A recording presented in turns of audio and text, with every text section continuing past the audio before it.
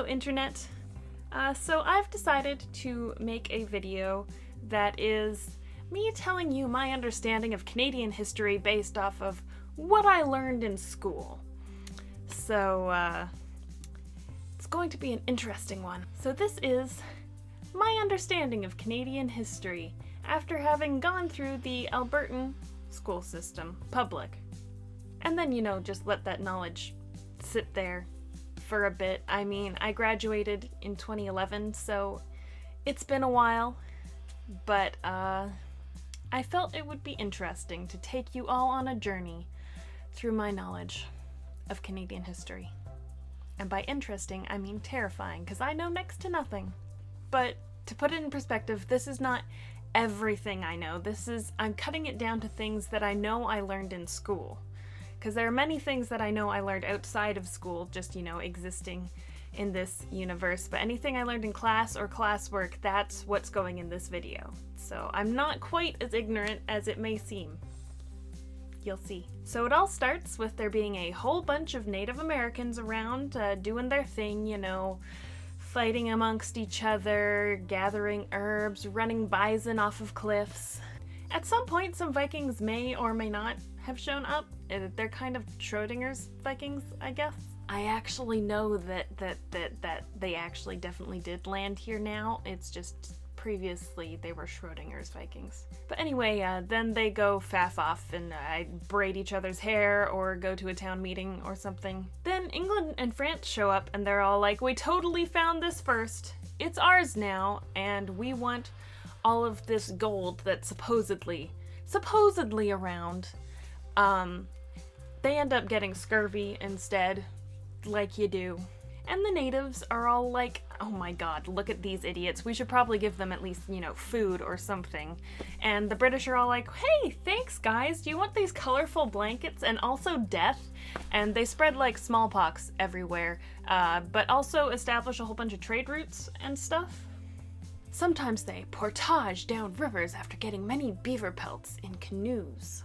That part was obviously the most important part of the whole spiel there, the making of canoes and using of... We spent a whole day learning how to make a canoe.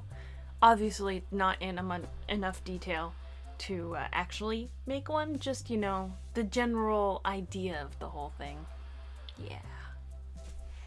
Oh, the educational system. But then my knowledge of history kind of jumps at that point, and suddenly the British and French have like forts everywhere, and they decide that they want to build schools for the native people to teach them to be less uncivilized and get them to stop doing the things they do traditionally, because the people of the past were a whole bunch of small-minded twats who always thought that their way was better, even when it clearly wasn't. At some point in the middle of all this, there's this big spat between England and France, and there's this fight, and some general gets shot in the head. There's this really dramatic painting about it. I remember that from the textbook. But what's important is that Britain gets Canada, and any French-speaking people who are staying go to Quebec. And then the Quebecois make very fancy ice castles with bonhomme and have amazing treats made out of maple syrup. Like seriously, we spent every year in middle school that we were studying, there was a week that we spent making the treats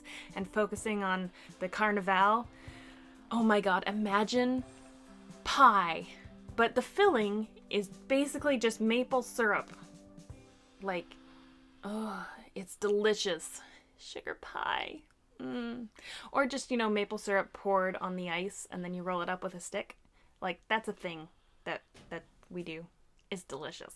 Anyways, the Quebecois then spend the rest of eternity threatening separation from the country. Then, in history, there's this whole era of trying to get settlers to move out to the prairies, and there's these gorgeous posters of the big wide open lands with like hay bales, and it's gorgeous, and it makes it look way easier than it is to just set up a farm and live there. But hey, any settlers that come get their own piece of land, so why not come down? And then at some point we, massacred the buffalo.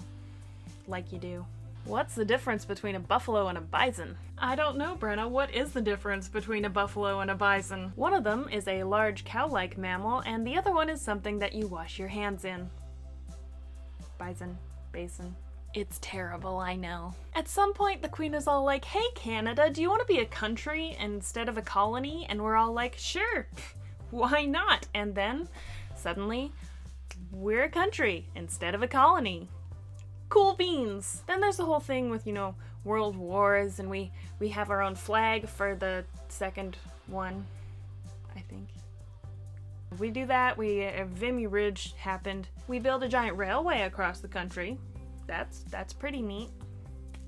At some point in history, someone's like, hey, do you remember those residential schools we made? And they're like, yeah, we do. The schools were designed to break the spirit of a collective of very caring peoples. They worked pretty well if you count a whole bunch of native children being torn away from their families and treated as less than animals as working. It was really, really bad. Of course, we've realized how terrible it was, and now everything is better, right? There was also that whole thing with the insert name of person here expedition where they went up north looking for a Northwest Passage. There's a whole song about it. It's actually a really great song. In the end, they froze to death, so that kind of sucks. And after all that stuff, the country just goes on to be exactly the way it is now. There's no important history in the middle of that. Nothing else important happened. We didn't need any additional history lessons in there. Let's just spend 4 years learning about the definition of the word globalization. That sounds great. I mean, of course, there's that whole oil thing that we're good at. There was a gold rush at some point, and there's like diamond mines somewhere. So lots of natural resources.